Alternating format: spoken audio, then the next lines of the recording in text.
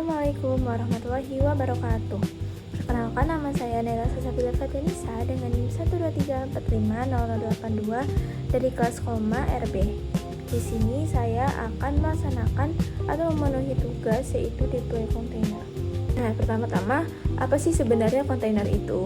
Nah, jadi kontainer di dalam cloud adalah teknologi yang memungkinkan kita untuk mengemas aplikasi beserta semua kebutuhan dan pengaturannya ke dalam satu paket kecil yang bisa dijalankan di mana saja. Nah, itu baik di komputer, di server, maupun di cloud. Nah, lalu kontainer ini menggunakan virtualisasi tingkat sistem operasi sehingga lebih ringan dan portable dibandingkan mesin virtual. Nah, lalu dalam cloud computing, kontainer ini dijalankan di atas infrastruktur cloud, memanfaatkan keunggulan seperti skalabilitas, efisiensi sumber daya, dan kemudahan deployment. Nah, kira-kira kenapa sih kontainer ini penting di dalam cloud? Karena kontainer ini membuat aplikasi jadi lebih mudah untuk dipindahkan, lebih ringan dibandingkan virtual machine atau mesin virtual, dan bisa diskalakan dengan cepat sesuai kebutuhan. Nah, selanjutnya itu kita masuk ke cara kerja kontainer di dalam cloud. Nah, cara kerjanya begini. Pertama, kita itu membuat gambar pada kontainer. Jadi kontainer ini berisi image yang terdiri dari kode aplikasi, runtime, pustaka, variabel, lingkungan, dan file konfigurasi. Nah, jadi kita itu membuat gambar kontainer seperti cetakan yang berisi aplikasi dan semua kebutuhan supaya aplikasi itu bisa berjalan. Nah, lalu image kontainer ini bersifat immutable atau tidak dapat diubah dan dapat disimpan di registry untuk digunakan ulang di berbagai lingkungan cloud. Nah, selanjutnya kita akan menjalankan kontainer dengan runtime, di mana runtime kontainer ini akan bertugas untuk menjalankan, mengolah siklus hidup dan mengisolasi sumber daya kontainer di cloud. Nah, lalu kita lanjut ke untuk isolasi dan pengaturan sumber dayanya di kontainer ini. Nah, di mana kontainer ini berjalan sebagai proses terisolasi yang berbagi kernel OS host, tetapi tetap terpisah satu sama lain. Nah, maksudnya itu tuh kontainer ini berjalan terpisah dengan menggunakan teknologi dari sistem operasi. Jadi setiap kontainer punya ruang sendiri dan tidak saling mengganggu. Nah, selain itu penggunaan CPU dan memori juga dibatasi di sini. Jadi supaya tidak saling berebut sumber daya. Nah, lalu kontainer ini bisa saling berkomunikasi lewat jaringan yang sudah diatur dan juga punya tempat penyimpanan khusus untuk data aplikasinya. Nah, karena kontainer ini portable dan konsisten, kita bisa menjalankan kontainer yang sama di mana saja. Nah, terutama di cloud ini. Dengan kita bisa menggunakan AWS dan Google Kubernetes Engine. Nah, kontainer ini bisa diskalakan otomatis sesuai kebutuhannya. Nah, selanjutnya kita masuk ke manfaat kontainer dalam cloud. Nah, manfaatnya itu pertama ada portabilitas, di mana aplikasi ini dapat dijalankan di mana saja tanpa perlu dikonfigurasi ulang di lingkungan. Nah, lalu efisiensi sumber daya. Nah, karena kontainer ini lebih hemat sumber daya dibandingkan virtual machine karena tidak perlu menjalankan OS secara terpisah. Lalu ada skalabilitas, yaitu di sini kita mudah diskalakan secara otomatis sesuai kebutuhan aplikasi tersebut. Nah, yang terakhir resiliensi, di mana jika terjadi kegagalan, kontainer dapat dipindahkan dan dijalankan ulang dengan cepat di instance cloud lain. Nah, jadi itu mudah gitu, guys. Terus, lanjut kita masuk ke tools untuk kontainer dalam cloud. Nah, jadi tools ini ada apa aja gitu. Nah, jadi di sini saya telah membuat 3 tools, yaitu ada AWS, Google Cloud, dan Docker Desktop.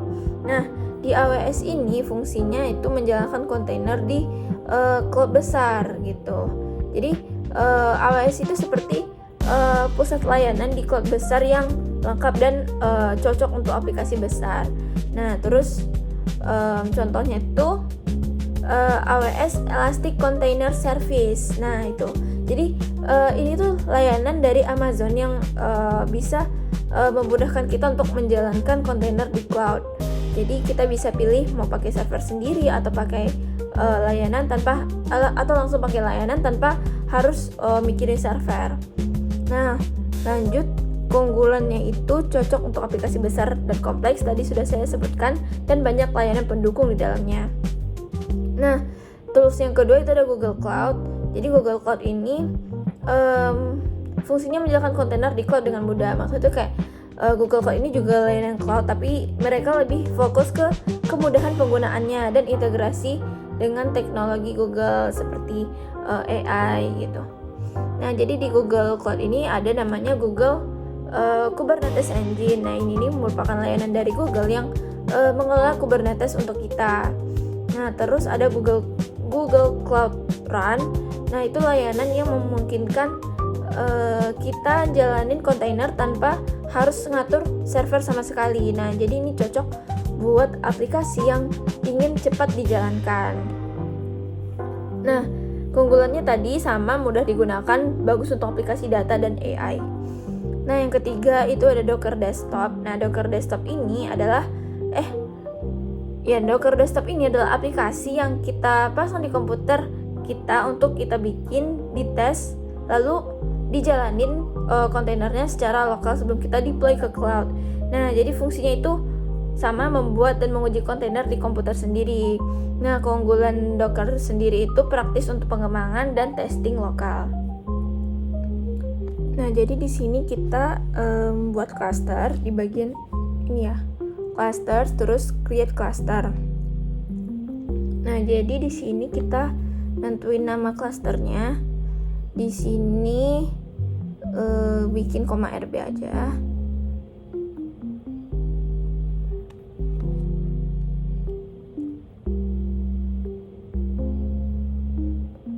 Terus kita scroll ke bawah.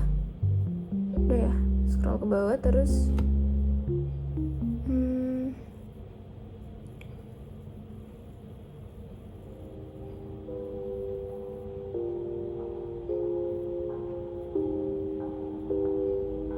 di sini kita pilih Amazon